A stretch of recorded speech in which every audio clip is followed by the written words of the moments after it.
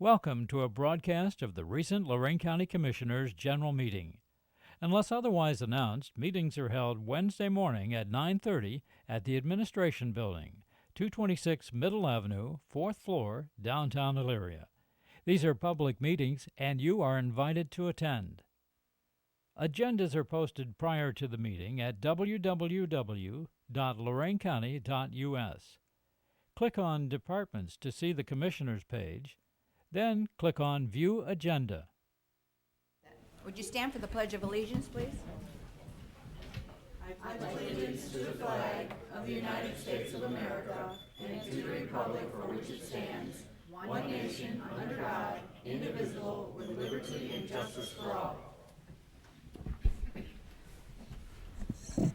Good morning and welcome to the July 7th meeting of the Lorain County Board of Commissioners.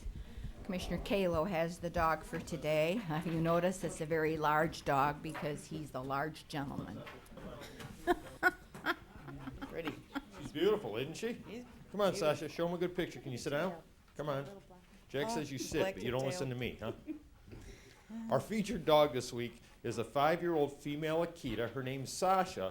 She was an owner turn-in because they had to change their living arrangements, which is not unusual in this day and age. Great personality, wonderful dog. Again, a full-blooded Akita. She'll be available for adoption on Saturday at 3 o'clock. So stop by our dog kennel. If big dogs like this aren't for you, we've got a lot of other dogs to pick from. Well, you guys want to take her home? Dick, want a new dog?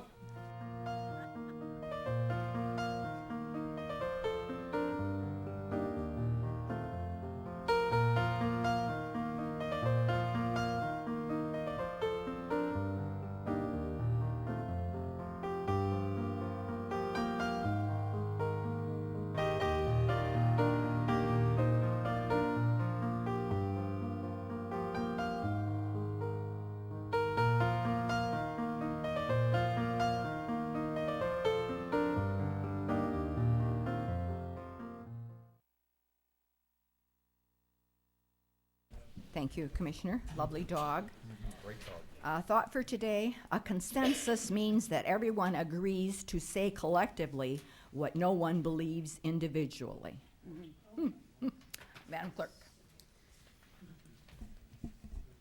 9:45, we'll have Don Bates from Veterans. Under Resolutions Number 1, Job and Family Services Bills. So moved. Second. Discussion. Ms. Blair? Aye. Mr. Kayla? Aye. Ms. Kowski? Aye. Investments. So moved. Second. Discussion. Ms. Blair? Aye. Ms. Kowski? Aye. Mr. Kayla? Aye.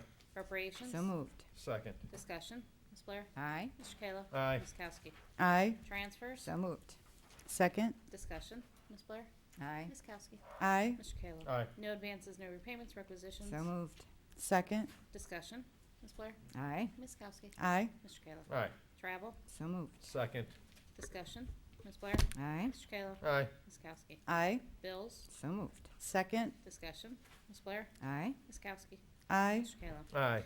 Under the auditor, approve and enter an MOU for finished office rental space of approximately 1,584 square feet for use of staff and employees of John G.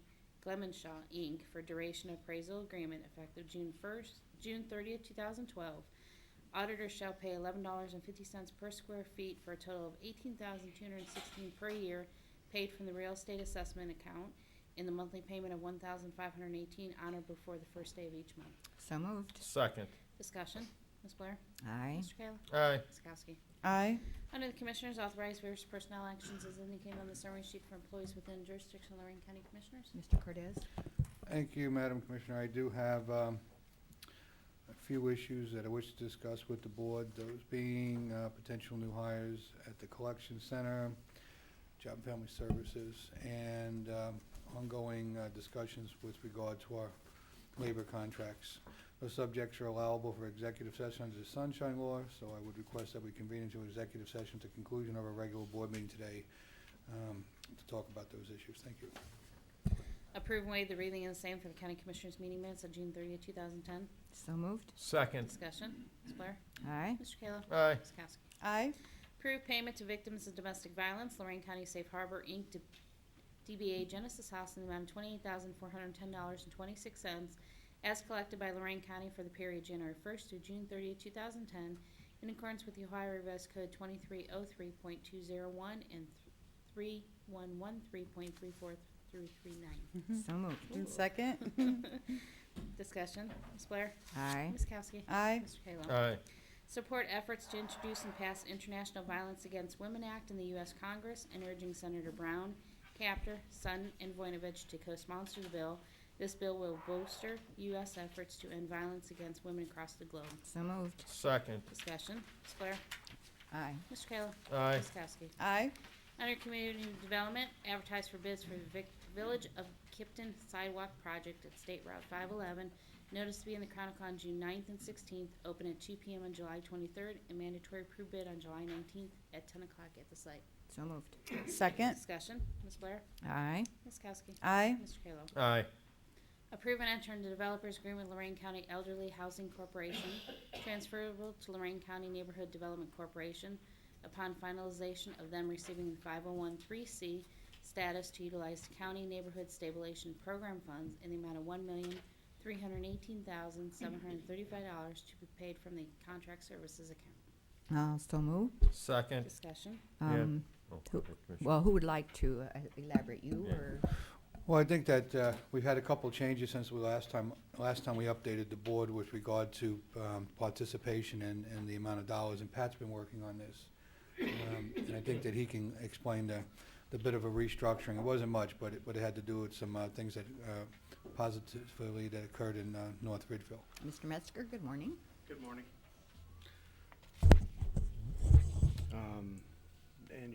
Any questions first? Or would you like me to just cover it in general? You get to go first. Sure.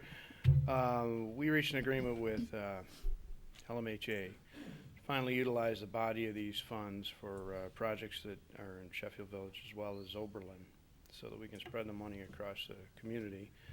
And it's really going to amount to 6, maybe 7 housing units. And the dollars include the acquisition, demolition, and then reconstruction at various phases throughout the project. Okay. Now, where did North Ridgeville, because we were in charge of North Ridgeville County, Yeah. Norwalk, and Huron's usage of all the money. How did we end up Sure. faring with all those dollars? Did we use them all, spend them all? Do we have to return? Because I remember meeting down Ron, myself, and Jim a couple months ago. Sure. We were able, this is the final piece to being able to hopefully obligate and expend the full body of the dollars. The only amount missing out of here is about 20,000 we were hoping to finally get under contract and apply in the North Ridgeville for subject property there. There's another 2 that we'd like to use, but we're just unable to really reach an agreement at this point. Have they given us, though, extensions to finish up versus the June 15th or whatever extension they had us on? Sure, we were able to work with the state to be able to extend that out from, originally it was the June date you were talking about. Right. We were able to push it out to June 30th, and then knowing we were within moments of reaching this agreement with LMHA, they indicated us that it'd be good if it came before the commissioners today, and if you found it acceptable, that's something we can convey to them, and then we can set it up with the state, and then we'll be able to obligate those dollars, so we won't have any kind of. Department of Development's happy with us then? Yes, they are. Okay. Well, they weren't too happy They that weren't too that happy with we us a few months ago. And they Right. weren't too happy that the money got spent. I think they were counting on it coming back for other projects. Correct. And I think they're pretty surprised that the plan came together the way it did to keep the money here in Lorain County. Right. I have to say the other side of the equation, Homer and John McMahon at LMHA really worked hard to get us what we needed so we could satisfy what we needed, and Mr. Ennis helped us remarkably too, so. Thanks, Pat. Sure. Okay, goes Yeah. the board. Is there a David, you question? have a question? I do. Thank you, Commissioner. David Ashenhurst, Oberlin. LMHA isn't mentioned in this item, and an entity called Lorain County Elderly Housing Corporation, upon receipt of its 501c3 status, is. Could we get a little explanation of what that housing corporation is, and is this senior housing that's being built and that sort of thing? Thank you, David. Just to be clear, The way these dollars are expended, they have to go through nonprofit in this manner. LMHA presently has the Lorain County Elderly Housing Corp. Set up to receive these dollars because they already have 501c3 nonprofit status. They're also in what they're in the process of forming and haven't formalized it yet is the Lorain County Neighborhood Development Corporation, which will ultimately receive these funds and handle them. So what we needed in terms of expediting this was for them to be able to receive the funds, have a vehicle set up so they could actually make option offers or set up a tentative purchase agreement on the properties in order to have us obligate the money. So we need to have contracts all around to make it for real, and that's what it is. It's not necessarily that it's elderly housing. It's just that their Elderly Housing Corporation will be the initial recipient of this, or the initial signatory on this contract, and then we're going to transfer it in with LMHA's help to their new nonprofit. Okay, So, does that help? all right. Thank you. Any other questions? Ms. Blair? Aye. Mr. Kayla? Aye. Ms. Kowski? Thank Aye. you, Patrick. Under Job and Family, amend Resolution 10361 adopted May 26, authorizing interagency agreement with WDA for TANF subsidized summer youth employment program. Amendment is to reflect the effective start date is May 1st, not July 1st. Okay, also move. Second. Discussion. Ms. Blair? Aye. Ms. Kowski? Aye. Mr. Kayla? Aye. Under Transit, approve change order number 1 to Schreimer Construction Company, North Olmsted, in the amount of $26,489.20 for Lorain County Transportation Center Phase 3 project. This is due to the discovered underground conditions encountered at installation of the new storm sewer in area west of East Avenue and Depot Street, to be paid from account Transit Construction, no general fund money. So moved. Second. Discussion. Ms. Blair? Aye. Mr. Kayla? Aye. Ms. Kowski? Aye. Work contract to Schreimer Construction Company, North Olmsted, the amount of $51,100 for the demolition of the buildings located at 225 and 227 through 229 Broad Street, Elyria, to be paid from the Transit Construction account, no general fund money. Six bids were received on July 1st. This was the most responsive, complying with specifications. Issue notice to proceed on or before July 21st, complete on or before August 21st. Authorize county administrator to notify the auditors to release retainage at completion of contract. So moved. Second. Discussion. Yeah, I got a question. Is everyone out of that building now, Jim? The demolitions They're of gonna East be. Broad? Have they vacated with maybe a new address we could give to the public, is what my concern with that went I to. know that the insurance company has left, and of course the title office is gone. Last week when I checked, we still had not been vacated with the License Bureau, and I'm not sure of their status as we Highway speak. Patrol of a driver's test. Well, that's all with the License okay. Bureau. We'll get them out before we knock the building down. Do But we know where they're going to by any chance, so we can alert the public the one stop's no longer there and operating? I'll have it for you for next week. I didn't check on the address. They're just going down the road a ways, but I don't know the exact address. So, in fact, I may be able to get it for you when we're in executive session. We can come back and do that. Ron has something. Ron, you have the address? Okay, Well, we thanks. can announce it to the public so everybody knows as of what date where they're gonna go get their driver's license at and their plates. Anything further? Nope. Ms. Blair? Aye. Ms. Kowski? Aye. Mr. Kayla? Aye. Approve and enter an MOU with the City of Overland to provide 3-month, 2-day per week pilot transit service effective July 5th through September 30th, 2010. Fares are consistent with LCT fares plus a special one-way fare of $1.10 for Overland residents of LMHA facilities who are low income and issued an ID card. City will provide $7,200 plus all fare revenues as a match of grant funds in order to support the service, no general fund money. So moved. Second. Discussion. See, Richard Denny's here. I'm sure he worked hard to make this happen. Did you want to make a comment? No? Are you gonna drive the bus? Thank you for your hard work. Ms. Blair? Aye. Mr. Kayla? Aye. Ms. Kowski? Aye.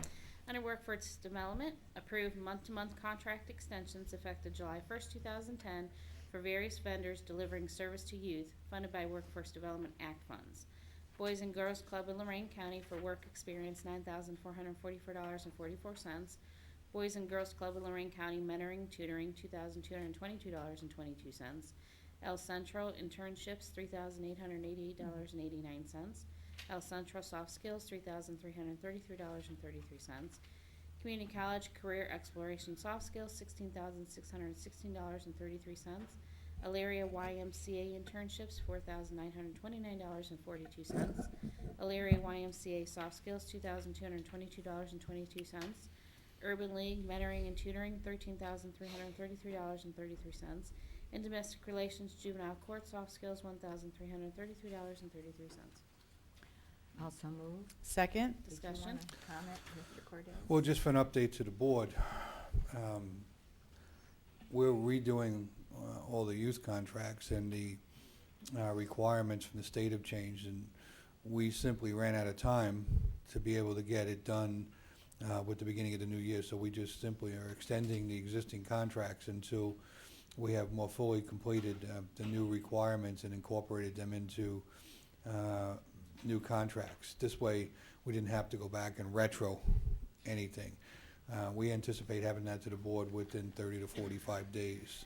So we felt that this was the best way to go to keep what services we had going in the community. And also the one-stop contract for the employment network, which began Tuesday anew. We're still working on negotiations on finishing that contract, and that needs to get to you too.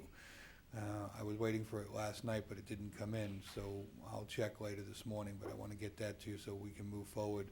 As you know, we have a waiting list for ITAs, and also that we've had a significant reduction in funds that we need to deal with this year. Just a brief update on that. Thank you. Ms. Blair? Aye. Ms. Kowski? Aye. Mr. Kayla? Aye. Under the engineer, award contract to Crossroad Asphalt in the amount of $369,965 for the 2010 Ship and Seal program.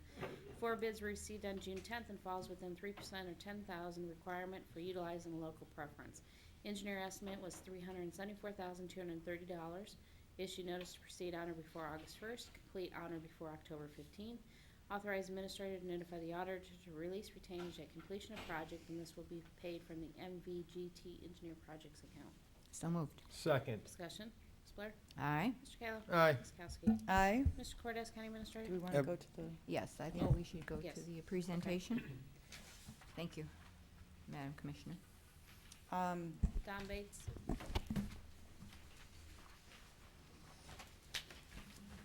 morning. Good morning. Morning, John. Doing good, Good to be here. Actually, Did it's you good to want, be did seen. you want to open, or did you want me to open this up? I have an opening statement. Okay. If you don't mind, if I'd like to read this. First of all, I'd like to introduce the Veterans Commission. Excuse me. May we ask that they stand when you introduce them? Not a problem. When I introduce your name, please stand. Sam Patunas, Morning, Sam. Hi, Sam. Me, Sam. Mr. Kova, Morning, Mr. Morning, Colvin. Mr. Goldberg. Mr. Childers, Morning, Morning, Mr. Mr. Childress. and then I also have 2 people from my office, Dana Parisi, who's my administrator, Good Dana. morning. and Yolanda Bond, who is an investigator and also a service officer for our office. Thank you. Thank you. The Lorain County Service Commission office opened in 1946. Since its inception, there has been 7 executive directors. I am the current executive director and veteran service officer since of January 28th of 2008. I am retired from the United States Air Force February of 28, 2003, and was hired by the Disabled American Veterans as a national service officer in September of 2003.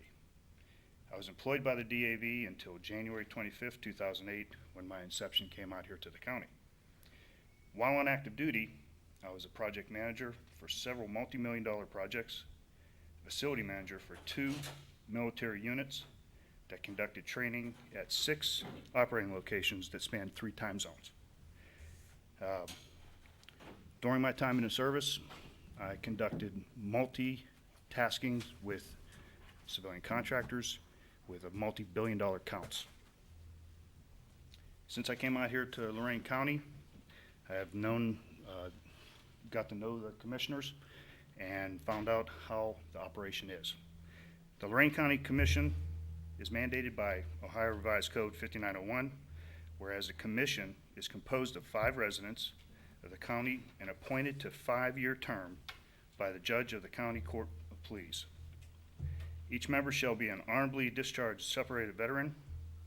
The Veteran Service Commissioners are responsible for daily operations of the Veteran Service Office by employing such a staff necessary to carry out the Commissioner's duties and to establish policies and procedures for administrative operations of the daily use of the facility.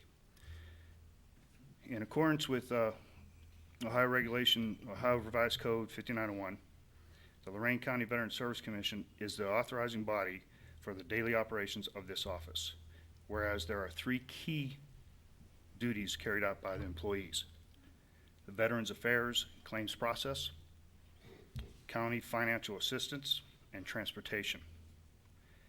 As a County Veteran Service Commissioner and officer, we are mandated by the Ohio Department of Veteran Services to follow a training program that is accredited and to certify our training. We must hold this training at several locations throughout the state of Ohio and out of the state of Ohio. The commissioners must obtain 4 credits, and the service officers must obtain 5 credits. By completing this training, there is also a National Association of County Veteran Service Officers and the Ohio Department of Veteran Services. With this training, it adds a unique touch to helping veterans in this county. Without this training, we can no longer have this job. So the training that we have to have and is mandated by the state of Ohio is mandatory that we do, or we don't function. Once the completion of the training, there's additional training through the VA to grant access to the VA process, which is called VetsNet. It is a program that is out of Washington, D.C., and you have to have accreditation through the state and national, and then a training through the VA to be allowed access to this veterans information, which is highly secure. Since my time here at the county, we've looked at the geographic distribution of the VA expenditures, which is called the GDX. It's an annual report that is given by the VA. And since 2008, Lorain County has processed $27,179,000 of federal funds back into this county. In 2009 was $31,464,000.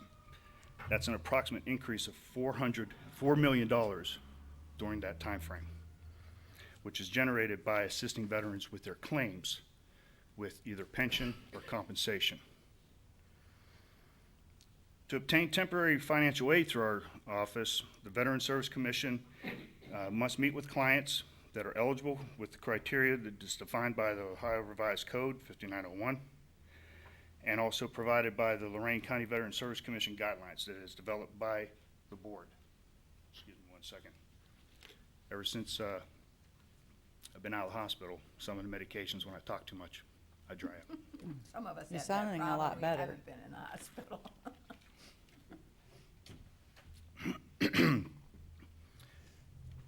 The guidelines were revised back in November of 2008, and they were just recently revised January 6th of 2010. Financial assistance is intended to help those with temporary financial assistance. Assistance that is limited to a maximum of 6 months with an 18-month waiting period in between. It is also set by their time in service with the military. There's a maximum of 48 months that is allowable for assistance through our office.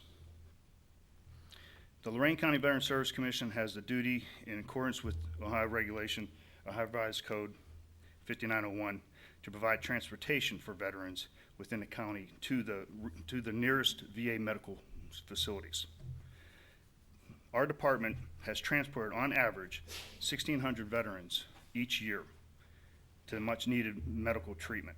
As of January 4th, 2010, our department has expanded its transportation to include in-county transportation. What we do now is we transport veterans from their home to the Lorain Outpatient Clinic. This was brought on because of situations here in the county. The lack of transportation, the busing situation, A lot of our veterans used to use the bus. Now we're trying to transport them.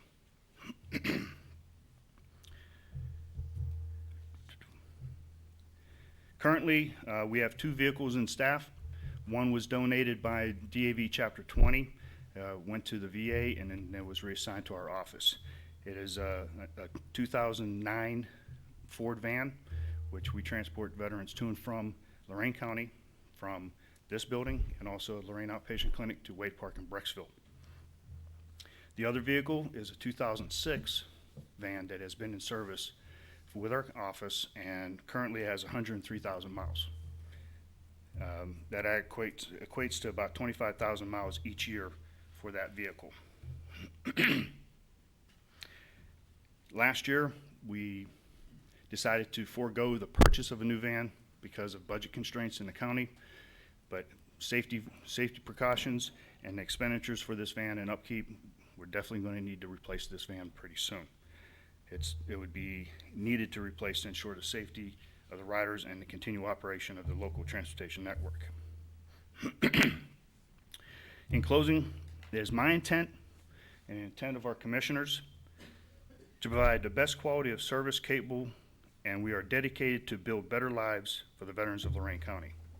To ensure our mission continues and is successful, the employees in our positions require their accreditation, must comply with the training guidelines set forth by the Ohio Department of Veteran Services and the National Association of Veteran Services Officers. At this time, I'd like to open it up to discussion. Okay, my big concern, Don, I think you know, is since the beginning of the year, there's been a lot of transfers out of the Veterans Relief account, and that's the money that's going to serve our veterans. So far, there's been $5,000 to PERS, $50,000 to salaries, $3,100 to workman's comp. Grave markers, I can understand. Computer equipment, maybe $6,000. Dues, utility, and then $2,000 for staff training, which I have no problem. If you need the training, you need the training. But then you came back in and wanted another $10,000 from relief to the veterans to more training. My concern is this money is being taken away from our veterans and putting into your office procedures or whatever you need to do to get your accreditations and things like that. Our problem was not the fact that you needed training. Our problem was, for one, the fact that you were asking for reimbursement on staying overnight in a hotel that was only 30 miles away, or maybe less than 30 miles away, 20 miles away. And our county policy is 50 miles or more. The other problem that I have, and I asked you for a report, which you gave me, and it shows me that the amount of veterans that you're serving are continually going down. From 2008, total office visits was 3,382. 2009 was 3,066, and then up until May 28th, it was only 866. Financial assistance in 2008, 411. 2009, it dropped down to 242, and then only 86 in so far this year. Same with claims. Transportation seems like it's probably going to be about the same. So my concern is, why are we adding more staff? Why are we doing, all this if we're not serving as many veterans? That is our goal, is to serve as many veterans as possible. Correct. And at the time when I took over the office, there was only one service officer, Elsie Williams, for 26,000 veterans in this county. After 90 days, I was turned over from being executive director only to executive director and service officer. So I was a part-time service officer. With the manning power in this county, with the 26,000 veterans, 2 service officers is inadequate for that office. Now, also what we did, what shows the downslide of financial assistance, was the change of the policy, where there was only a 6-month waiting period in between time frames. Normally, the way it was running, the veterans can come in every 6 months and be put into the program. We changed the policy where there was a 12-month waiting period in between. And Who changed the policy? Our commissioner, who sets the policies. We sit down, we revise them, and make changes to them. So it makes it more difficult for our veterans to get services? Well, what we did, after I reviewed quite a few cases, I'm just going to state one case, no names. There was one individual in the county that we gave over $30,000 to. She was coming in every 6 months. That's not a temporary assistance. The way we set this program up is it's for temporary assistance. There is, at the very bottom of each of the policy, it's at the discretion of the commission, the Veterans Service Commission. If there's a need, if a veteran was already in a program and there was a need to help, he didn't have to wait. They don't have to wait the 12-month waiting period. If there's a need, they can come back to us. But the way that it was set up to try to cut spending and to try to eliminate the people that were using our office as supplemental income. I can see where if someone was laid off or was fired or for some reason or moved to this county and needed help, we can help them. But when there's veterans out there that won't help themselves, then something needs to be done. And when someone keeps coming back time and time again, they need to seek out other opportunities. Well, it sounds like one bad apple is ruining it for all the veterans out there if we're serving less and less every year. Well, there was quite a few that were continued in the program. So tell me why, if we're serving less, do we need more staff and more everything? More, I mean, look at all this, $105,000 plus $10,000 plus $12,000 of money coming from relief. Okay, the transportation was developed, so we had to hire 2 new employees. One to coordinate the transportation of Wade Park and Brecksville, and also local. That person we brought in, his name is Doug Bankston. We hired him from here.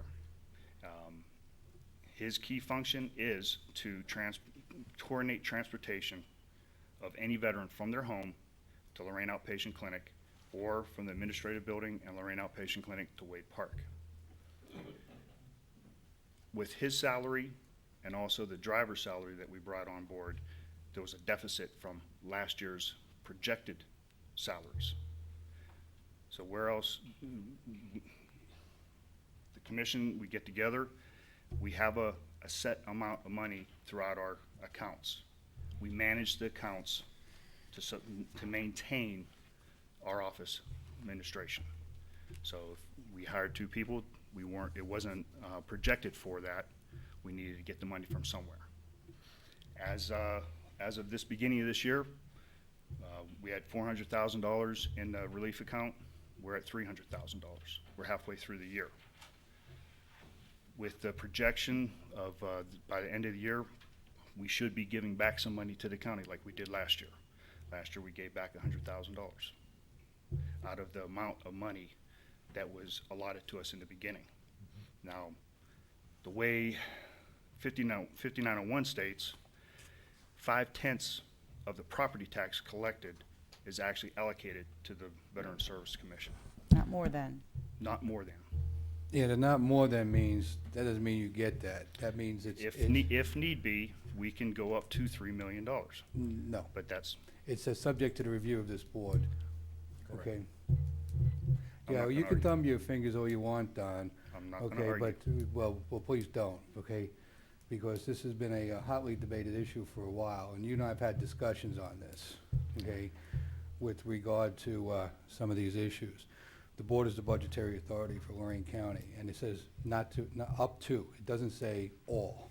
No, it does. It says up to 5/10. Subject to the review of the board. My concern is not how much money you're giving back to the county. My concern is that the money that you've been given is going to our veterans. I'm looking at a memo from our budget or purchasing department regarding the travel policy in the state that you had over at your accreditation class. I'm guessing it was the one at Independence. And she said it was 40 miles away, and you asked for 90 miles of reimbursement. I'm showing in 2009 that you had $673 in mileage reimbursement just through May, and also in 2010 so far, 846. And Dana, your assistant, is also collecting money for mileage reimbursement. Where do you go that you are entitled to go or claim mileage reimbursement besides these classes? Also within the county, to all the veterans organizations that have their meetings, I go to. There is 4 major meetings that I attend. One is the VFW County Council, the American Legion County Council. In Lorain County? Within Lorain County. Then there's also the Elyria Vet Council and the Lorain City Vet Council. Then I also maintain meetings with all the 41 veterans organizations in the county that span from the VFW, American Legions, AMVETS, Purple Heart, Marine Corps League, Korean War Vets. 846,000 in 5-month period seems like an awful lot of mileage reimbursement to me.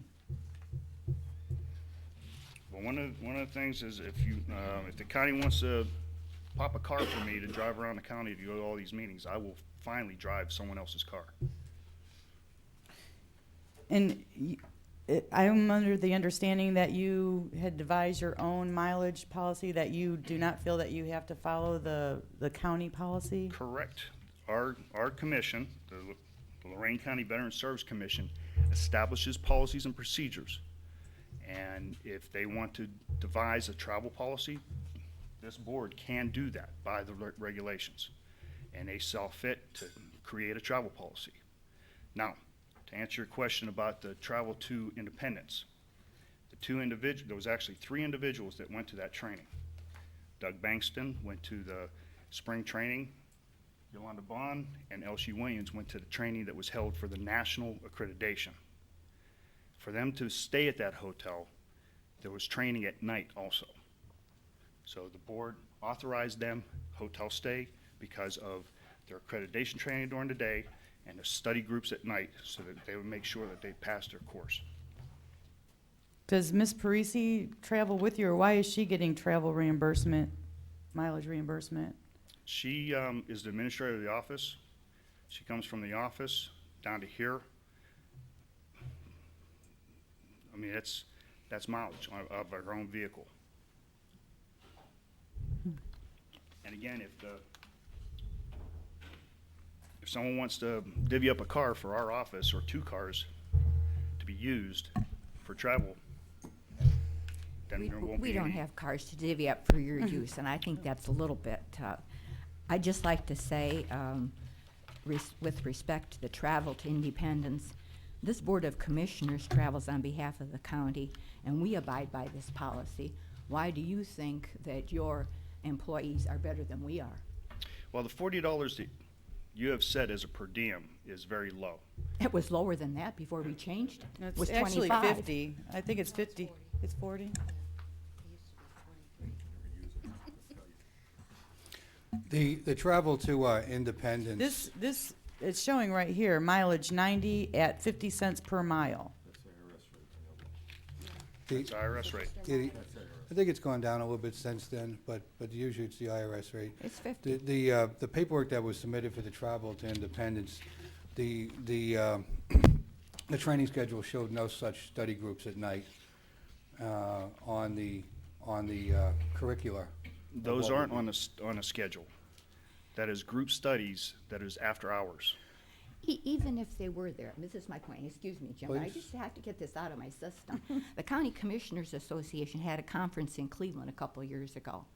And because this policy was in effect, I went and I came home. And they do things in the evening, and I went and I came home. I mean, yeah, it's the policy, why can't we abide by it? For years, we had the community development, the State Department of Community Development have all the conferences at Sawmill Creek. And we sent people there, and they came home, That's right. okay? Doug Bankston went there and came home. Well, He was the 3rd person that was traveling. But why does he have to be there if he's in charge of transportation? He was also just recently, not too long ago, advanced up to becoming a service officer. let me say this. Right now, we're getting paper thin up here with staff and resources, while at the same time, you're wanting more money to expand, okay? That is not what we're seeing happen in the rest of government. And while I understand there's needy vets, and I feel for the vets, I'm a 16-year veteran myself, as you well know. There has to be a line somewhere. The county budget cannot sustain those things and continue the expansion. There has to be a balance. And I have been able to work with the directors prior to you with an understanding of where that balance was. And my understanding from when we last talked, you plan on adding more people, you told me. Correct. Thank you for verifying that. The word you said I was speaking was correct. And I told you that I didn't see that was going to be something that was going to be warmly received up here. I think that's correct also.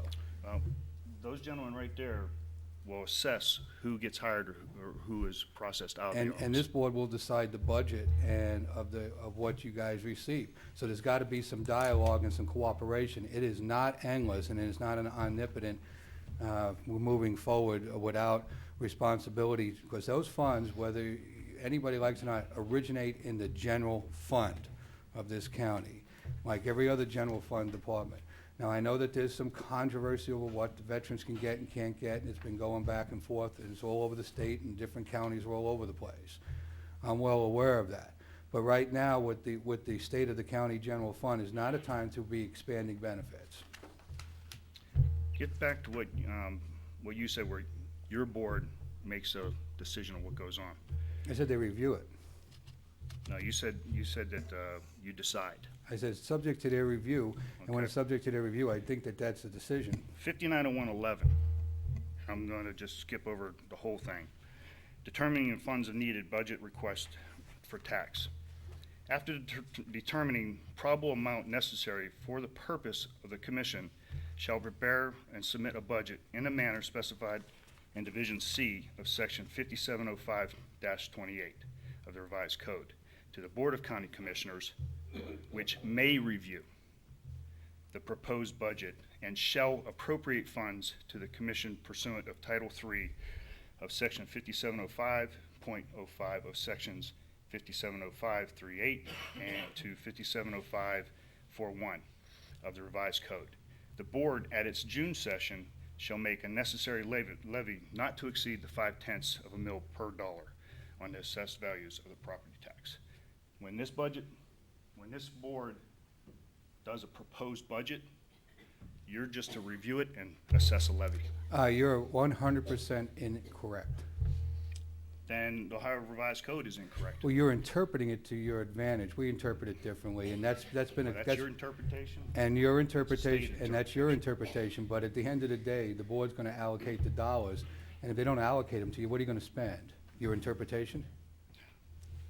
It's really not a matter of what the Ohio Revised Code says to a point. This is really a moral obligation to our veterans. If you in fact were serving more veterans, we wouldn't be having this conversation. You're serving less veterans, but you're adding more cost to your office. That's where I have the problem. And now Serve we- more veterans and I'll give you as much money as you want. And It's now we not need- about that. Now we need more space. Now we need to rent more space because we have more people, it's gonna be more cost.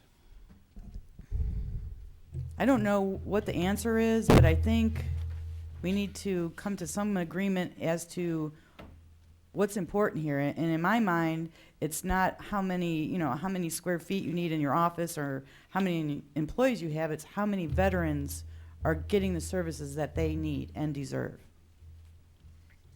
I think that's the bottom line. Commissioners have anything to add?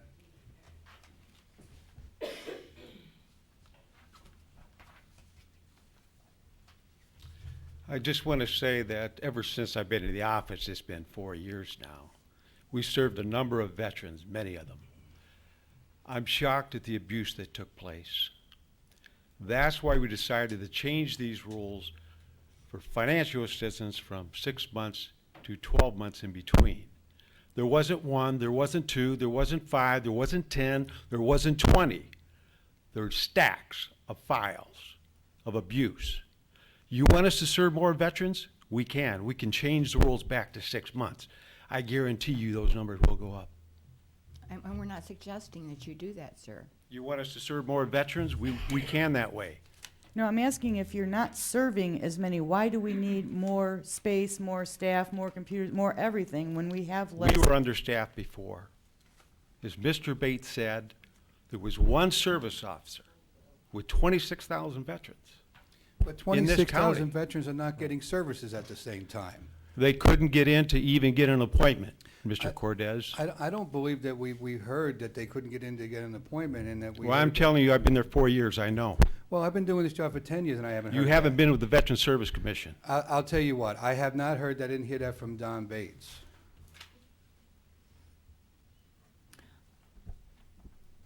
Anything further? Well, I don't know, I think, don't we still have a couple of transfers hanging out there? I think with regard to the travel, the board did not approve the travel. And since the, Well, I don't think we approved the, The overnight. we didn't approve the staying overnight, but we approved the classes. I know that, did we not? I don't think that anything was processed because it was all in one package.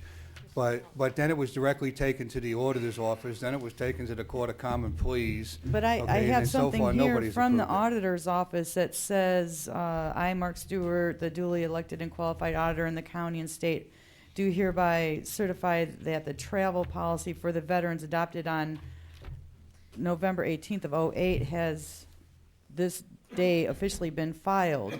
But then this was actually on the 11th day of March of 2010. That was this that he gave to us back in September of '09 as board correspondence that the board did not approve. And then he took the travel that we disapproved and got it certified as his own travel policy. So What is does it that mean? approved or is it not approved? Not approved by the county commissioners. Approved But by is the it auditor? approved by the Took this auditor? down and certified it to The county commissioners do not approve these policies and procedures that are set forth by the county commissioner, the Veterans Commission. But we do have an approved travel policy.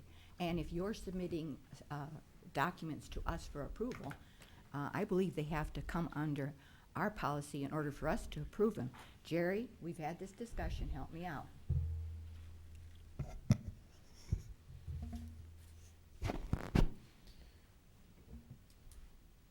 Right or wrong? Well, one of the issues, I mean, there's a number of issues here, and I've been in conversation with personnel from the court and personnel from the commissioner's office, and we hope to get together to discuss and resolve these. My view of, and there aren't really specific rulings from the Attorney General's office or any court rulings, but my view of the revised code is that the commissioners do review the overall budget, and at that time, the board determines what it feels is adequate. Once that budget is allotted, approval of the individual expenses is within the purview of the Veterans Commission. My reading is that they are able to adopt their own policies, which begs the questions of why it even comes to the commissioners for approval.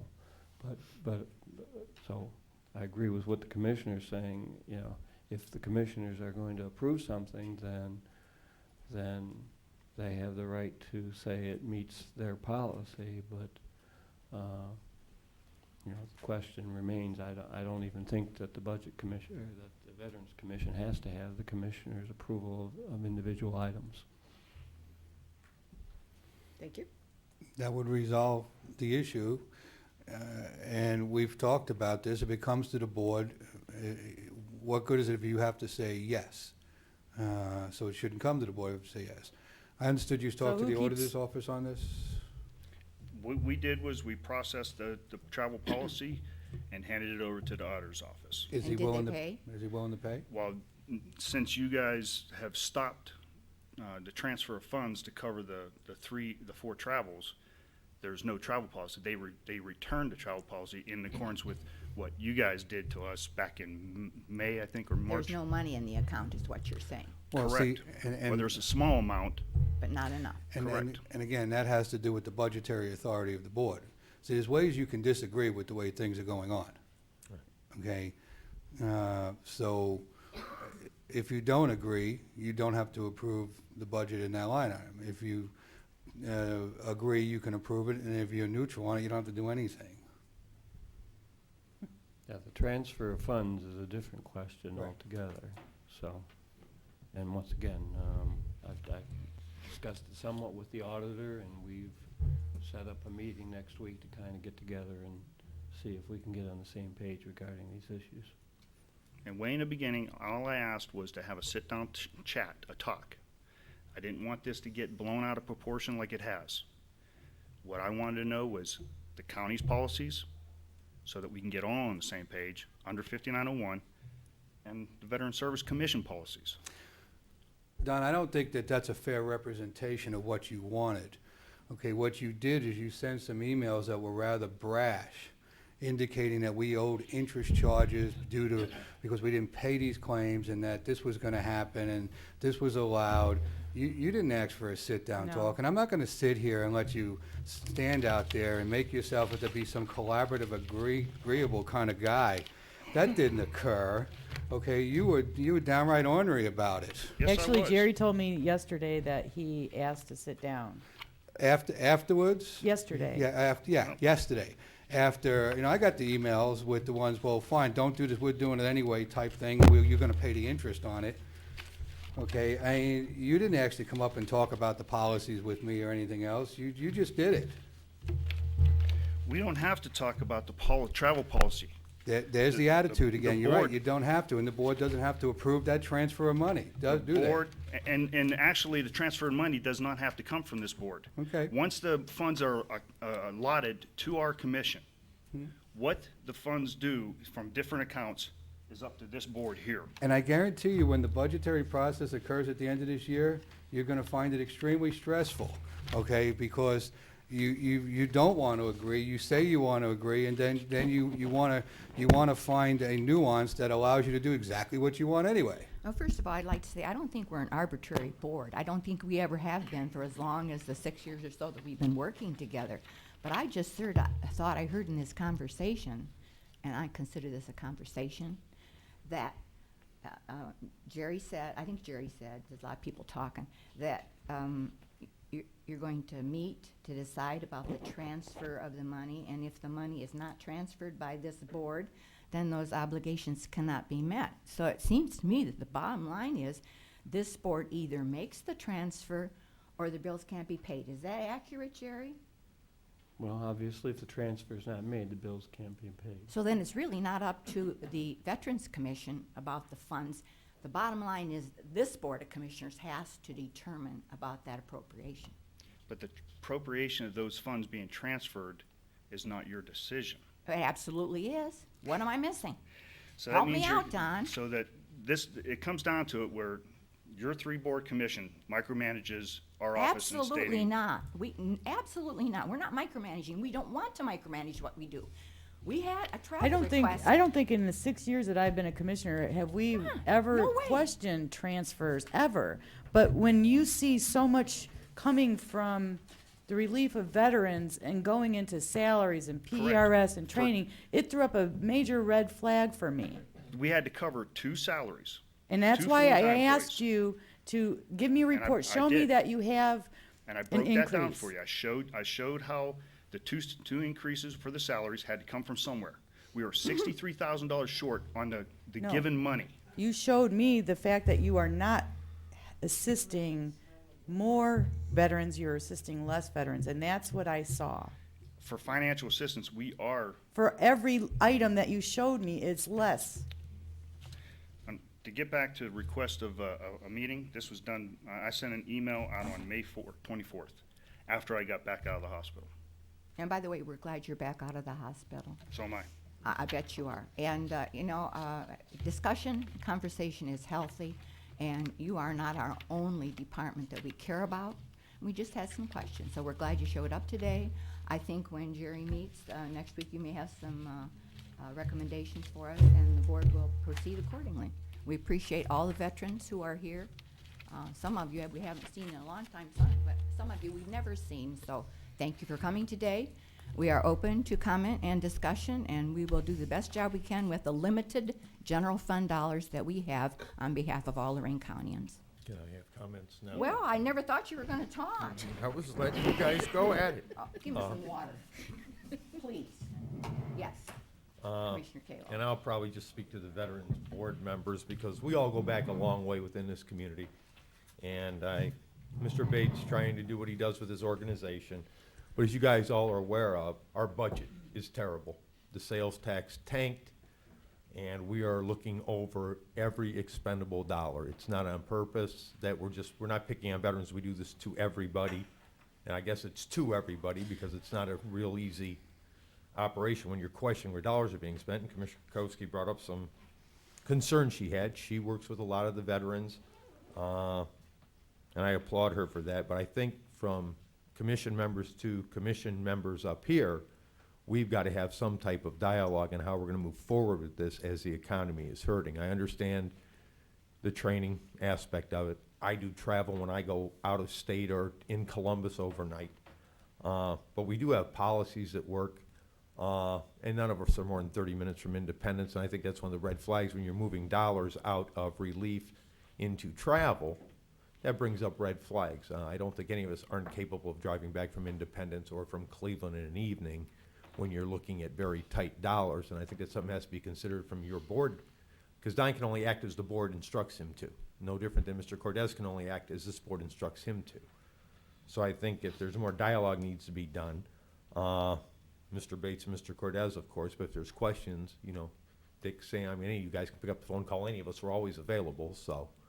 I think those are some of the issues that have to be looked at because there's just shrinking dollars. But when you're saying that, Ted, you're saying we're looking for ways to cut here and cut there. We cut every department, including our own, to the bone. Correct. But when the veterans came in this year, we gave them more. So it's not that we're trying to pick on you. Correct. We gave you more than you had the year before. I beg to differ. We gave you more in your salary line items because you said you were hiring more people. No, you didn't. No, We I don't think didn't? we raised their line items. We never raised line items. We let them transfer as needed normally but you did hire staff where nobody else was able to. It was needed. Well, And let me point out that Don told me in my office months ago that he was hiring 2 more people at the end of this year. Proposed. Well, proposed, but you said generally that's what you planned on doing, and that- Doug Bankston was being promoted to a service officer investigator. We have to replace him with another transportation coordinator, and there's a proposed another employee for driving a van because of the increased number of in-county transportation that we are doing. I guess what I'm saying is we didn't bring in here because we want to cut your budget. We're just concerned of where the money is being spent. Did you have a comment? First of all, good morning. Good morning. your name, please. My name's John Victor. Thank I you. am the commander at the Leary BFW, Post 1079, Veterans of Foreign Wars. And I just have a comment to make about the office that Don Bates has running right now. Myself, I'm just speaking for myself, as I've been involved since 1971, so I do know a lot about the veterans organizations, all the VSOs in the county.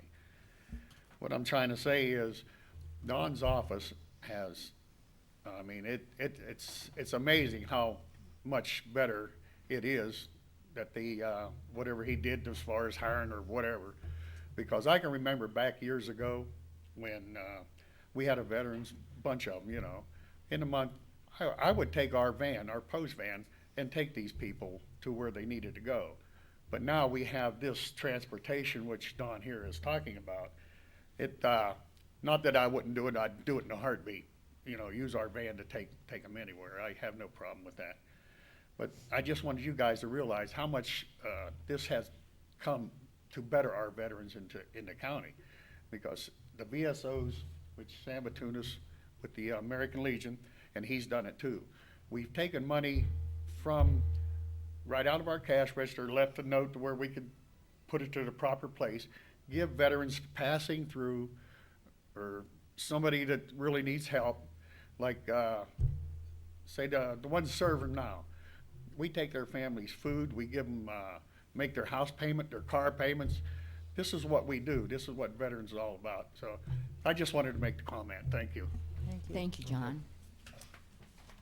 I don't know what we'd do without our American Legions and all those organizations. They really help a lot. Well, for what it's worth for John, I think we stopped flooding your property back there in Elyria just recently, off the back of the DIY building. We put all those drains in on the back of that building. We were the good neighbor. The neighbors before that were the ones flooding you. Right. And we appreciate that. Thank you. Okay, as long as we're taking public comments, anybody else wants to speak at this point in time? And then we'll conclude most of our business. Anybody else? Going once, going Nope. twice? Yes, Yes, sir. I'm Come forward, please.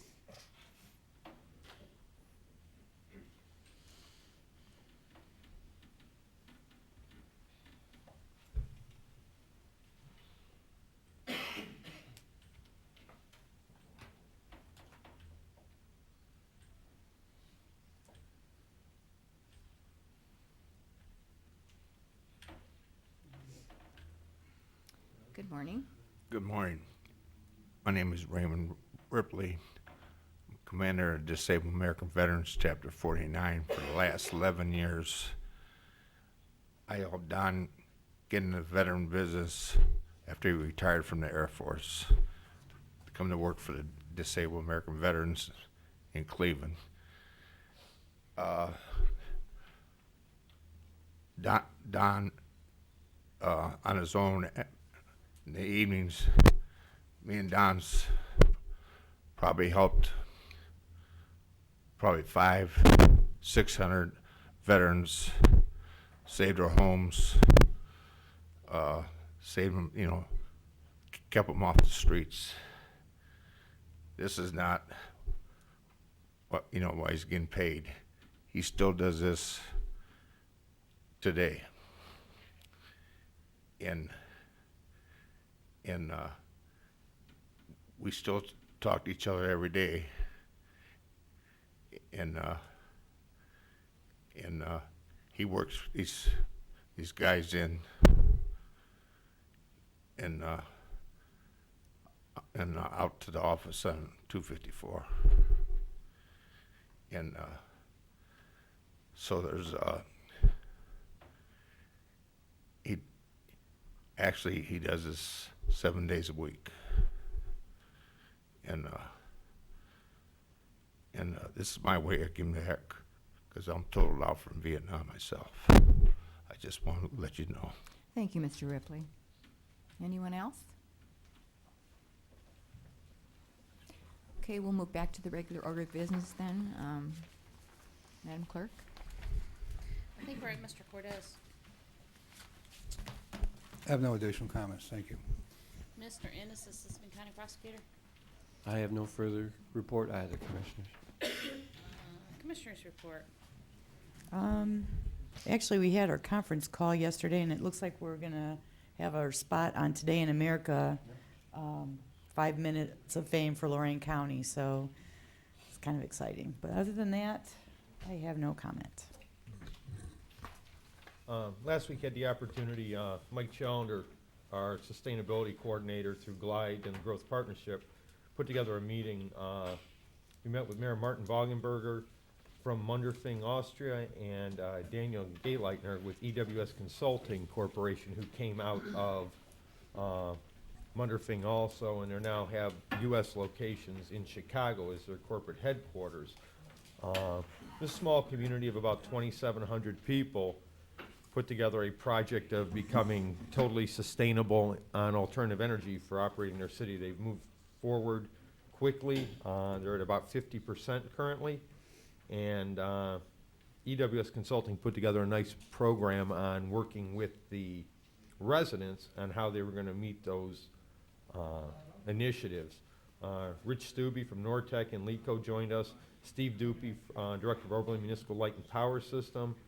And of course, Mike Challenger was there. We had alternative energy companies, representatives from Greenfield Solar and ADI Wind were there. It was a nice 2-hour conversation. just discussing how you go forward with the public, working with them in regards to alternative energy and changing the way we do business. Also, Senator Brown announced small business workshops in Northern Ohio. The first one is in Cleveland on July 15th at Tri-C Unified Technology Center, 2415 Woodland Avenue. It's for the small businesses. It'll be what health insurance reform means for your business, what the HIRE Act incentives mean for your business, loan programs through the SBA, energy efficiency incentives, export assistance, and increasing your export sales. Friday, July 16th, it'll be at Medina County University Center, and then Youngstown, Defiance, Toledo, and Canton. You can RSVP to any of these at 216-522-7272, and I will have Hal put this at the end of our program. I hope everyone had an enjoyable 4th. Thank So you. my report, Commissioner. I have no report this morning. Board correspondence? Move the reading be waived. Second. Discussion. Ms. Blair? Aye. Mr. Kayla? Aye. Ms. Kowski? Aye. I move we go into executive session for the purposes outlined by the county administrator. Second. Ms. Blair? Aye. Mr. Kayla? Aye. Ms. Kowski? Aye. This has been a broadcast of the recent Lorain County Commissioners' General Meeting. Unless otherwise announced, meetings are held Wednesday morning at 9:30 at the Administration Building, 226 Middle Avenue, 4th floor, downtown Elyria. These are public meetings, and you are invited to attend. Agendas are posted prior to the meeting at www.loraincounty.us. Click on Departments to see the Commissioners page, then click on View Agenda for a printable copy of the agenda.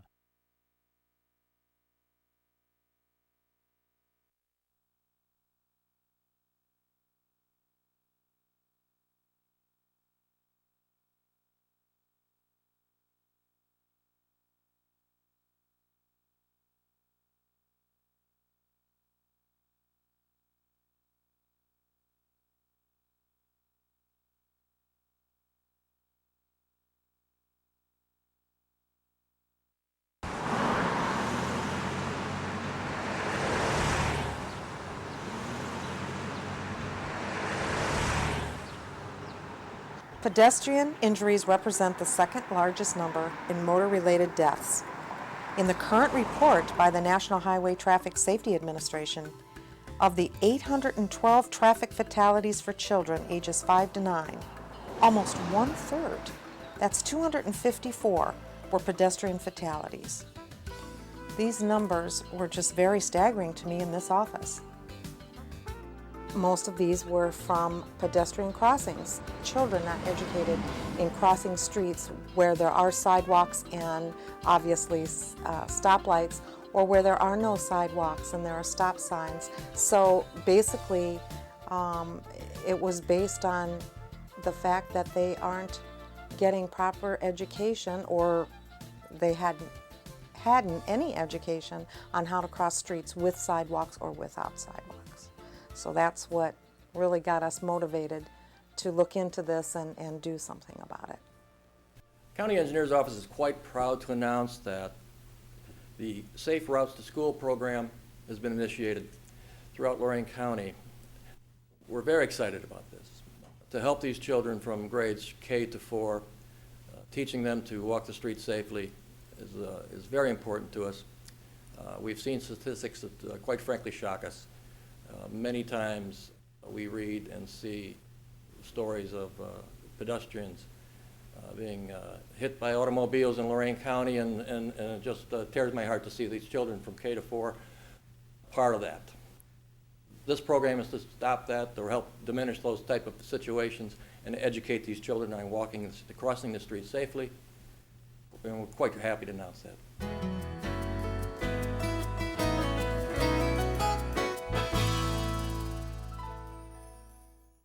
Most of our workshop was developed and made in-house. Simulated sidewalks, simulated streets. We have actual working stoplights.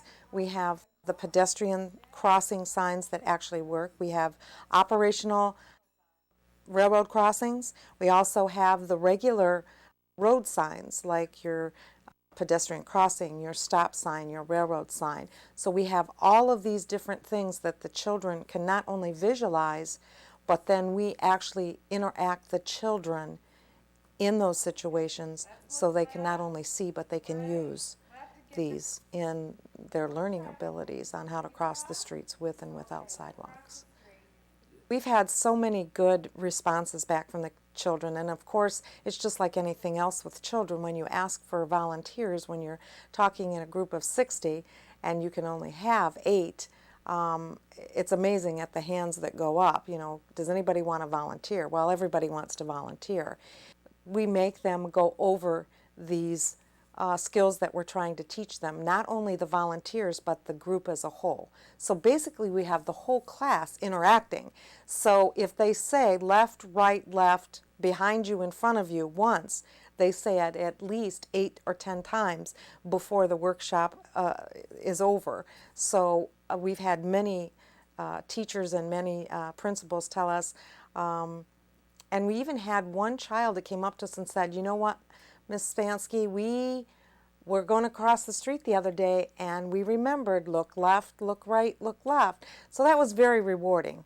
And so I think the repetition, the interaction with the children and with the items in our workshop is very important to them and to us. Before you even go into the safety part of it, they're in awe over the traffic light, and then our railroad crossing signals actually work. So they're just like, oh, ooh.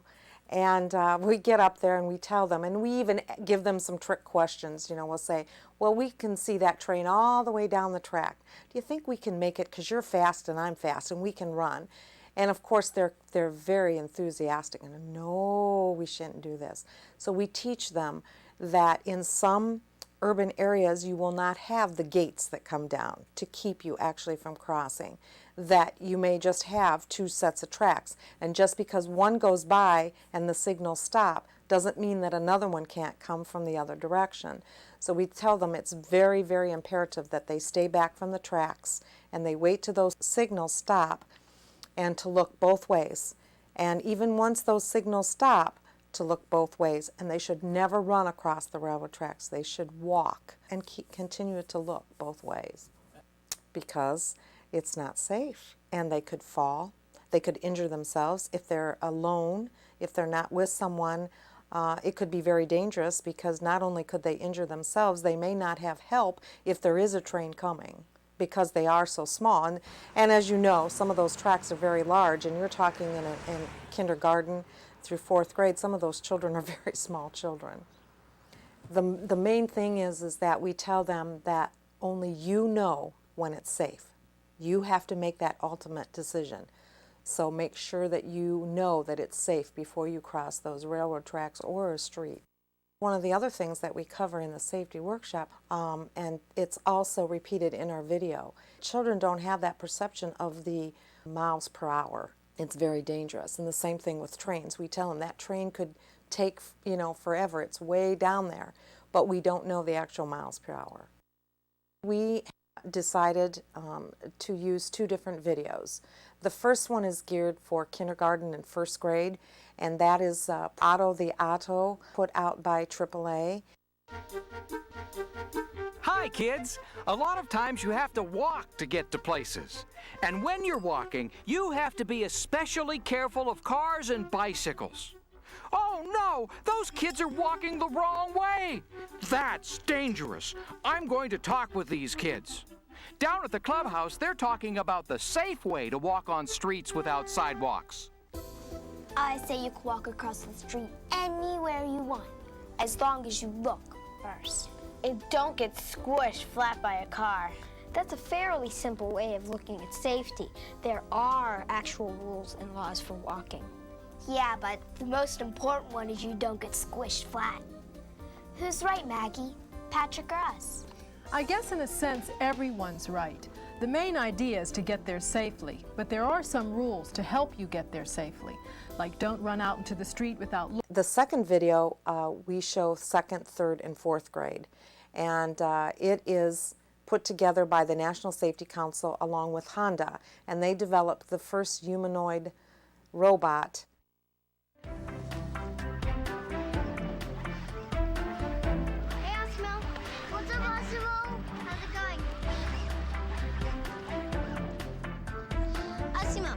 This is Michael. Michael, this is Asuna. How come you dressed in a robot suit? It's not a suit. I'm a real robot. My name, Osimo, stands for Advanced Step in Innovative Mobility. I'm the world's most advanced humanoid robot. I can walk forwards, backwards, and even climb stairs just like a human. So, what's the first rule about crossing the street? Stopping at curbs. Correct. First, always stop at the curb. Then make sure no cars are coming. You want to look left. It's clear. Then right to see if any cars are coming from the other direction. That's clear too. Cars move fast. There might already be a new car to the left. So look left again. Car coming.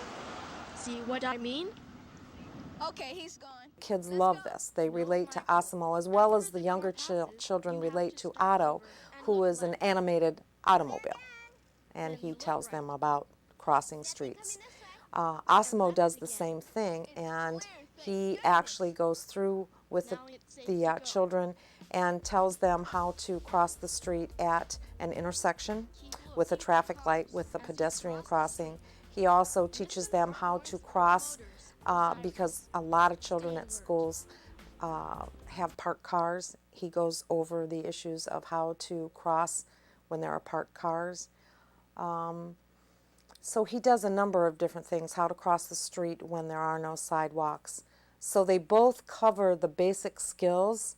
One is just geared a little bit more for the different age groups. Our response has been amazing, not only from the children. We have received numerous cards. I have a whole box of thank yous from children from the schools where we have that have participated in our workshop. We've had nothing but a positive response back throughout the communities that we visited this year. I think it was really nice because they had a real life robot talk to you about safety, and you got to actually do what he said was safe. He said when there are parked cars to make sure there are no drivers in before you cross the street. I saw that we could know what to do when there's like cars coming, not to go in the middle of the road so you don't get hurt. You have to look left, right, left, behind the shoulder, and then straight. If they don't know how to stop at sidewalks, then I'll tell them how to. If they don't know how to cross without sidewalks, then I'll tell them how to do that too, because that's what we learned. I think that it was good because I didn't know that you had the 5 ways, which were left, right, left, and going over your shoulder, and then ahead of you. I thought that crossing the road was really good for little kids if they don't know what to do by crossing the road. It's a good idea because, like I said, the kids could walk through the whole process of crossing streets with the crosswalk, without a crosswalk, at the intersection. What happens if you're crossing in between 2 parked cars? Those are things that parents don't teach their kids. They go to Safety Town and they learn left, look right, look left again, and they go. And even my own son, who's a kindergartner, he just did Safety Town, and I still catch him flying across the street. And all I have to do is say, Matthew, remember Asimo? And he stops and he thinks and he does all the steps that he was taught in the video. It was a great refresher, especially for them, now knowing, what to do and kind of even additional things that they may not have been told or considered before.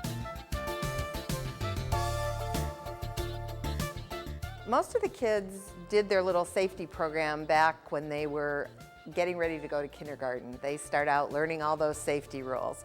Then as time goes on, if you don't reinforce those safety rules and keep telling them, just like we do as adults, we think we're safe. We don't have to follow those rules anymore. We can do what we want. We can take a chance and run across the road. And I think this program was very good at reinforcing the fact that even though we're growing up, we still have to be careful. We still have to follow the signs. We still have to follow the railroad crossings, especially around here in Amherst. We tend to have a little trouble with the railroad crossings and kids wanting to play on them. So I think it was a good review. I think it was done in a fun, learning way, and the kids really enjoyed it. We were very happy to have everyone here at St. Joseph's School. If it saves one life, we feel like we've made a contribution. It's our way to give back to the communities.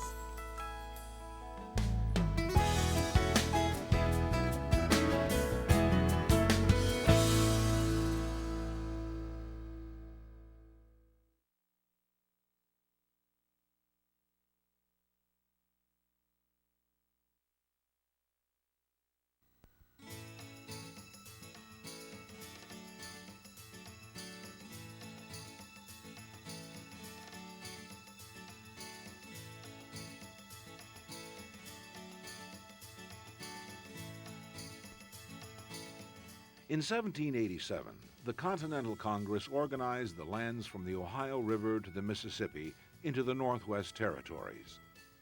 In 1803, the first of these territories to become a state was Ohio. Ohio was in turn divided into various land grants, including the Connecticut Western Reserve in the northeast corner of the state. The Western Reserve included the area that is today Lorain County. As Ohio gradually increased its counties to the present 88, the land we know as Lorain County went through several changes. Until 1810, the area was split between Geauga and Portage counties. When the area was being organized into Lorain County in 1822, it was created out of land from Huron, Cuyahoga, and Medina counties. At the time of its birth, Lorain County included Olmsted Township, now in Cuyahoga County, Spencer and Homer Townships, now in Medina County, and Troy and Sullivan Townships, now in Ashland County. This map illustrates the county as it appeared at the time of Ohio's centennial, and although some of the townships have been absorbed by incorporation, it also represents the shape of Lorain County today. Let's take a brief historical look at each of Lorain County's 21 townships. In 1807, the Calvin Hoadley and Herman Bronson families of Waterbury, Connecticut, began the settlement of Columbia. After a 3-month trek, the pioneers arrived in their new homeland in time to celebrate Christmas. The Bronsons, including their 7-month-old son, began that winter sheltered by their overturned bobsled wagon, converted into a frontier lean-to. The mouth of the Black River also saw the beginning of its first settlement in 1807, when Azariah Beebe established a trading post for Nathan Perry. This area, which 20 years earlier had seen a short-lived Moravian mission, would gradually grow into the village of Charleston in the township called Black River. Years later, this township would be removed from county maps because of the incorporation of the city of Lorain. Charleston adopted the county's name of Lorain when the city was incorporated in 1874. The dramatic growth of the city was spurred on by the expanding fishing and shipbuilding industries. In 1894, when Tom Johnson brought his steel mill to town, Lorain's destiny to be the county's largest city was assured. In 1813, the township of Ridgeville was officially organized. 3 years earlier, members of the Beebe, Terrell, and Root families had established this new settlement they called Rootstown. The change to Ridgeville was decided upon to indicate the sand ridges that passed through the area and provided transportation routes and fertile farmland. The area around the intersection of Butternut Ridge and Roots Road, first called Briggs Corner, was by 1880 known as Fields Corners and was the site of the town's water well. With the growth of the city of North Ridgeville, the township of Ridgeville was incorporated out of existence. In 1810, Silas Wilmot, along with Asa and Ira Morgan, erected a cabin on Butternut Ridge, and the community later called Eaton Township was begun. Wilmot married Chloe Hubbard of Ashtabula, and they were given the cabin, thereby becoming the township's pioneering couple. When Ridgeville Township was organized in 1813, it included Eaton, which was at that time called Holbrook. While the area was still a part of Cuyahoga County, the township of Eaton was separated from Ridgeville. Its first officers were elected in 1823, while the township was in transition to the new Lorain County. Amherst's township's founding can be traced to one Jacob Shoup. After first settling on the Black River, he moved in 1811 to the Beaver Creek. By 1815, he had erected a grist mill and the area's first distillery. Whiskeyville, today the intersection of Routes 58 and 113, earned its nickname as a center for the production of this important pioneer commodity. As the primary community of the township developed at the Old Spring, it came to be known as Amherst Corners. By 1836, the name Amherstville was recorded in the county offices, and in 1873, the town was incorporated as North Amherst. In 1909, the U.S. Postal Service had to choose between the villages of North and South Amherst. They chose the former, which then became the official and present-day Amherst. In 1917, in the northeast corner of the county, the township of Avon became another of Lorain County's 21 townships to vanish due to city incorporation. In 1814, Wilbur Cahoon had arrived from Montgomery County, New York, to become the first to settle in what was then Troy Township of Cuyahoga County. The farming community grew around its power source, the French Creek. Development along the interurban line would incorporate the northern part of the township into the city of Avon Lake in 1911, with the remainder of the township becoming the village of Avon in 1917. It was families such as the Burrell, Day, and Roots who established themselves in the Sheffield area in 1815 and 16. The township of Sheffield would not actually be created until 1824, when the newly elected Lorain County Commissioners made the township one of the first acts of their administration. The land had been primarily in Cuyahoga County prior to the 1822 reorganization. The southwest corner of the township was in Huron County and is today the only place to find a small section still called Sheffield Township. The remainder of the area has been incorporated, like its neighbor Avon, with the north becoming Sheffield Lake and the south the village of Sheffield. In 1816, Colonel Henry Brown of Stockbridge, Massachusetts, purchased a large tract of land known as Number 6, Range 19. Mr. Brown would later name the township after himself by simply adding Helm to his family name. Like the Old Saxon Ham, the suffix meant home. The Deacon Shepherd family were the first settlers when they arrived on July 4, 1817. The village of Brownhelm Mills, located in Benjamin Bacon's Mill Hollow, was one of 3 communities to develop. Bacon's Corners, or the center, was 3 miles east of the hollow, while just west of the hollow was Rugby, where stores, a church, a school, and the post office were located.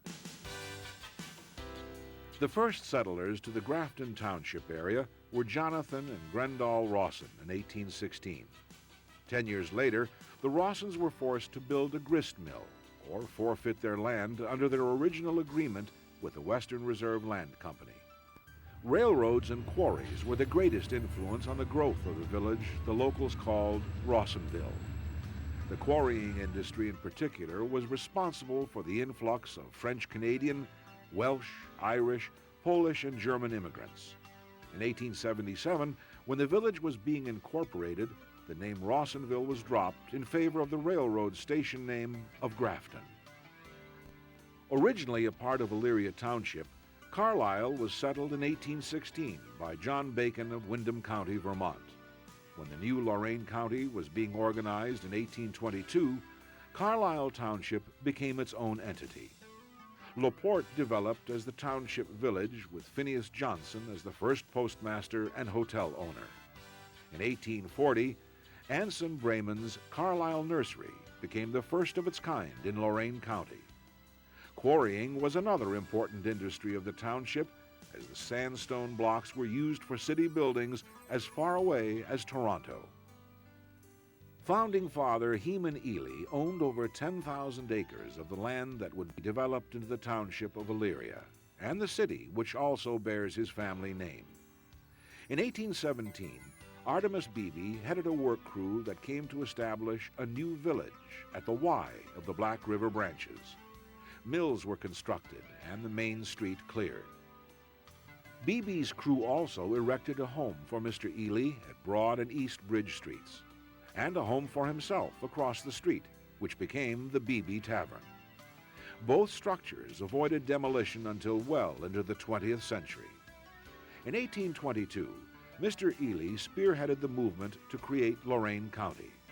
He donated the land for the county courthouse, thus influencing the choice of Elyria as the county seat. Mr. Ely's little village would develop into a city with a varied industrial base, as well as the center of government for Lorain County. Simon Durand came to America as an interpreter for Revolutionary War hero French General Lafayette. Durand remained in the new nation, and in the winter of 1817 moved from New York State to the 160 acres he had purchased south of Brownhelm. 10 years later, the population of the area was enough to support the formation of a new township.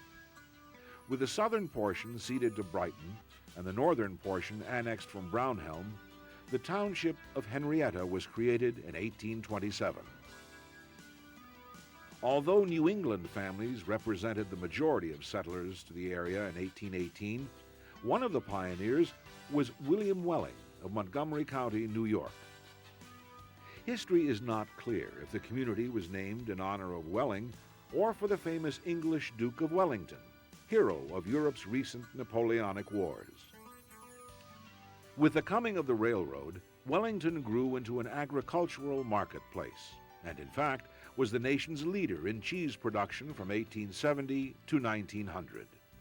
The county fair, now located in Wellington, helps to continue the depiction of small-town America shown in native son Archibald Willard's famous painting, The Spirit of '76. In 1818, Joseph Sage and the family of his son-in-law, John Laborie, journeyed through a severe winter from Connecticut to their new homestead in Huntington Township.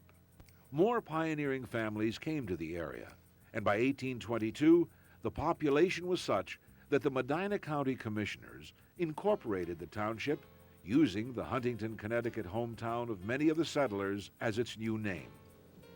Lumber, grain, and cheese dominated the local economy. In 1824, when Lorain County came into full operation, Huntington was transferred from Medina County.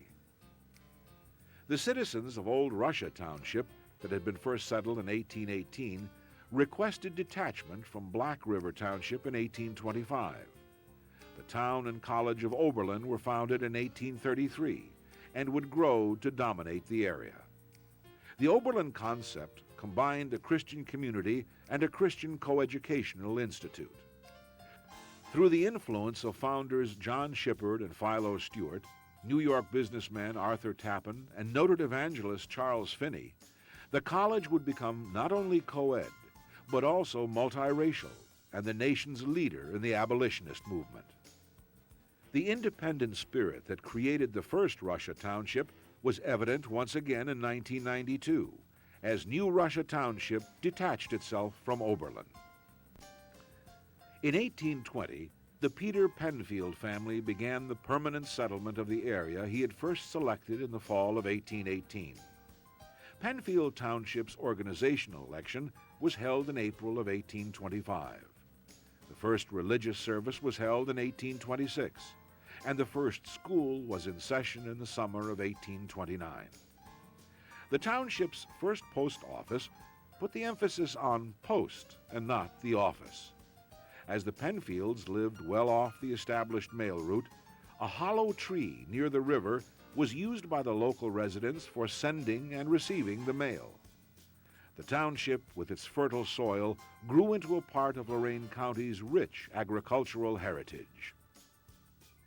In the fall of 1820, Abner Loveland Jr. became the first permanent settler of Brighton.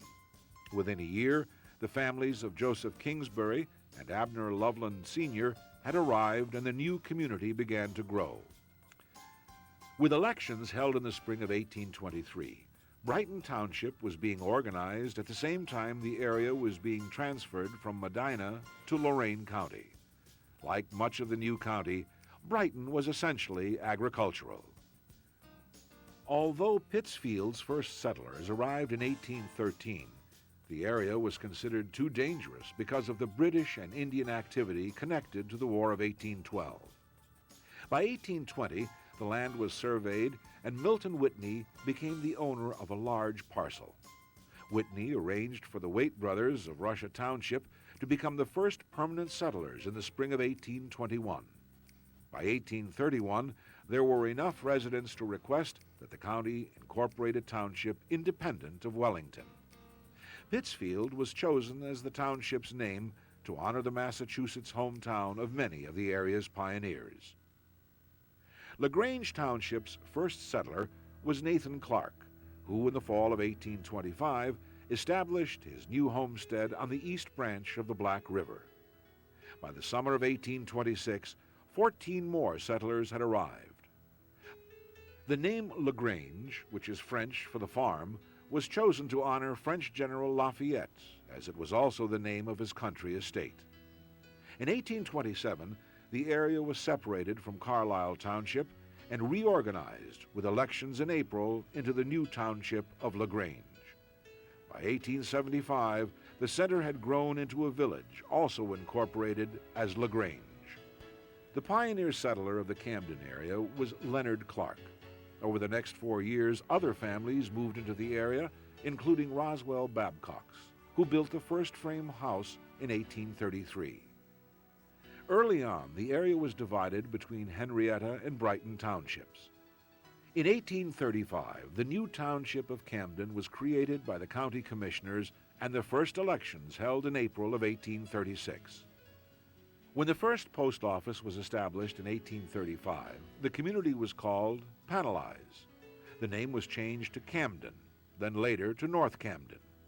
In 1852, the Lake Shore and Michigan Southern Railroad called its station Binghamton, but that was soon changed as the town adopted the name Kipton.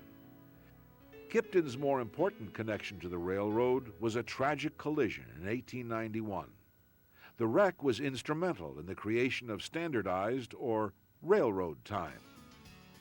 Rochester was the last township within the present-day boundaries of Lorain County to be settled. Stephen Babcock brought his family from Massachusetts in the spring of 1832 to settle on land he had prepared the previous year. The area grew quickly, and by 1835, the commissioners formed a new township with the first elections held in April of 1836. The township's farming and related businesses grew with the population. By 1880, close to 700 citizens lived in the area. The population shifted from Rochester Center to Rochester Station when the Big Four Railroad came through the township. The small town boom would turn to bust when the railroad eliminated Rochester as a scheduled stop. The depot would be used as a schoolhouse, as the home of the Rochester Rod and Gun Club, and today as the home of the Rochester Historical Society.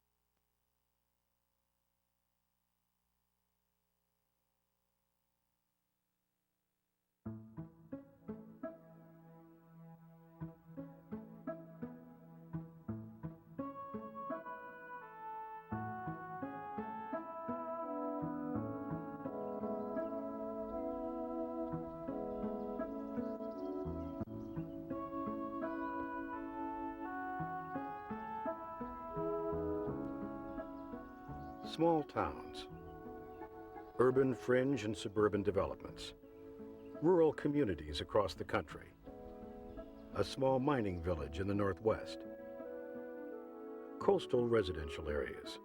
Across America, communities have learned that sewers and central wastewater treatment plants are not the only way to have a comfortable standard of living. A well-organized community on-site wastewater management system, or OMS, can ensure public health, enhance water quality, protect property values, sustain the environment, and accommodate growth for the long term. Examples abound nationwide. Some communities have implemented an on-site wastewater management system from the beginning. Others have developed an OMS to address specific concerns or to correct failing conditions. All are successfully using wastewater treatment systems located in or near their own yards. But are on-site systems a modern way to treat wastewater? Are they really that dependable? Historically, seepage pits and septic systems were constructed without much siting or design guidance and received little maintenance. Failures were common. During the post-war housing boom in the late 1940s and early 1950s, millions of septic systems were installed. Despite improved septic tank designs, there were still widespread failures. Of course, the reasons that they failed early on was that we never recognized differences in soil and soil acceptance rates. Well, as a result of these continuing failures, it was reasoned that these systems are unreliable. Treatment begins in the septic tank. Solids and floating matter separate from the wastewater. The wastewater is then dispersed to the soil where most treatment occurs. New knowledge about soil has led to success with septic systems. The idea is that the soil contains numerous bacteria, and that the bacteria then aid in purifying the liquid as it passes by. With the air found in loose soil to breathe, and with the food and the wastewater to eat, the organisms multiply and go to work. The water clears in as little as 2 feet of good soil. But good soil is not found everywhere. Only about 1/3 of the United States has soil suitable for conventional systems. However, there are methods that make up for site limitations. An artificial drain field or mound can be built, augmenting thin soils. Or the biological action of soil can be put in a box of sand or other media. These media filters are then used to pre-treat the wastewater before it is dispersed to the drain field. Another method of pre-treatment is to blow air directly into a wastewater container where suspended organisms are present. The organisms breathe, eat, and multiply. When no more food is available, they die and settle, leaving clarified wastewater. These aerobic treatment units, or ATUs, pre-treat the wastewater before it is dispersed. There are many variations in on-site system design, but all utilize the same natural biological processes. David Van Huysen, Texas designer and consultant, has been working with innovative on-site systems for many years. The whole community doesn't have to be at one point or the other. The whole community doesn't have to be all centralized or all on-site. It doesn't have to all be this level of cluster or this level of cluster. You can have different areas of the community that could be managed in different ways. The idea is that the whole thing is one management system. If a good drain field cannot be found on everyone's lot, a cluster system may be a practical solution. Each house may have its own septic tank, but they are all connected to a single drain field. Cluster systems can be included with a variety of other on-site treatment methods within one effective community management system. The California oceanfront settlement of Stinson Beach has operated a successful on-site management system for over 25 years. The 700 residences and businesses occupy very small lots served by on-site systems. In the 1970s, many septic systems were failing. To avoid the high cost and the population increase that sewers and a central plant might bring, committed residents developed an on-site wastewater plan using innovative alternative systems managed by the Stinson Beach County Water District. The engineering firm that I worked for before dealt with centralized systems. I thought that at one time that was the only way to go, and I thought that septic systems were basically an old method until I came here at Stinson Beach. Looking at the way these systems operate and the monitoring system that we have here, I feel that the cost effectiveness of these systems more than outweighs the cost of a centralized system. The conventional and advanced on-site systems here are continually monitored and maintained to assure protection of the sensitive environment. I think the management program here will work in just about every location. If it's done properly and it's managed properly, you should not have a problem. These systems could probably last 40 to 50 years without a problem. Near the American River, in the foothills of the Sierra Nevada mountains, the planned community of Auburn Lake Trails has been successfully using conventional on-site systems, mounds, and sand filters for 20 years, monitored and managed by the Public Utility District. The reason our zone works so well is because we've done such extensive work in defining the problems in the soil. And once those limitations have been identified, then we can engineer something that can address the limitations in the soil. But it does require some advanced technology.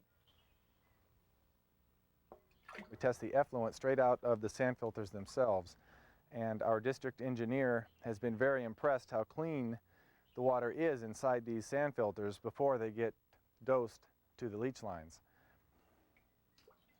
It's important that these sand filters do their job. Otherwise, it could send the effluent right down to our creeks and contaminate our creeks and streams. And we've never had a positive sample in our streams. When you have a problem with a septic tank, you have maybe a 250 gallon a day problem. When you have a problem with the sewer system, you've got 1 million gallons a day. And for rural America, dealing with a 250 gallon a day problem makes a lot more sense than trying to deal with a million. I'm very glad I don't have to deal with 1 million gallons of untreated sewage when there's a problem. In Edison, Washington, shellfish beds were being polluted by the local tidal slough, which contained effluent from failing septic systems and directly discharged waste. Doris Robbins and her neighbors were determined to find a solution that would not be too economically disruptive. We had to keep the expense down because this is a fairly low-income community with 4 generations of people living here. We wanted to keep them here. To serve the 75 homes and businesses, community volunteers helped build a gravel filter. The local school district, also a major stakeholder, provided the high ground for the drain field and shares in the management of the system. We were able to cut the cost per site from $20,000 to $7,000. And then for a certain income level, their costs were cut even further to $3,000. The first summer, people commented on how the slough didn't stink anymore.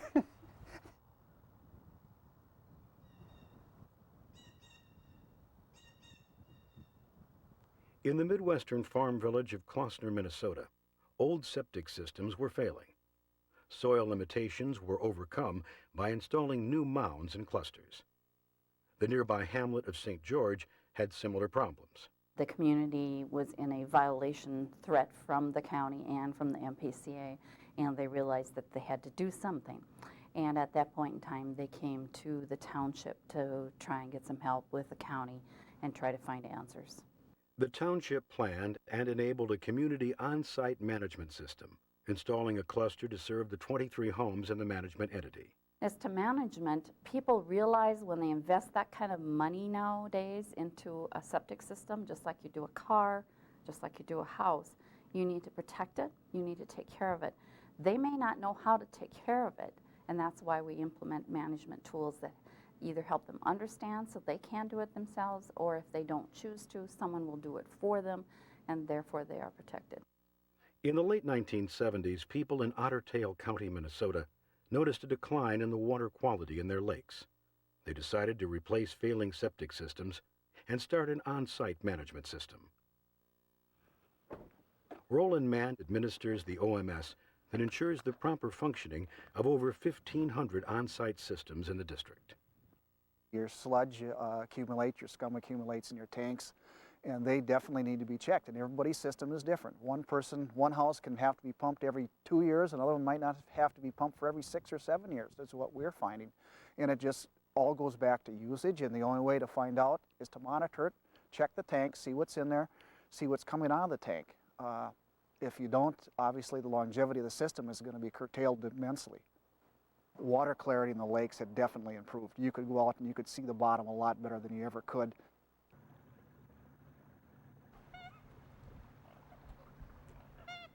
In North Carolina, the area around Elizabeth City has extremely high water tables.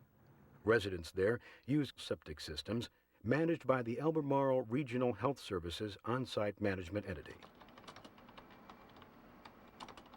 The OMS has been so successful that several adjacent counties have joined it. Years ago, before we started the ME program, we had like a 30% failure rate. Since we started the ME program, we had a 1% failure rate. That to me says a whole lot for the management entity program.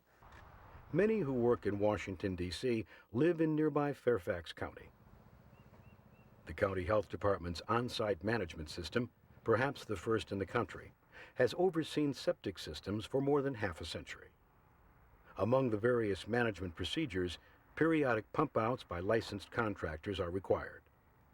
Management reviews ensure that the OMS can adapt to meet changing needs. Today, it serves about 25,000 on-site systems.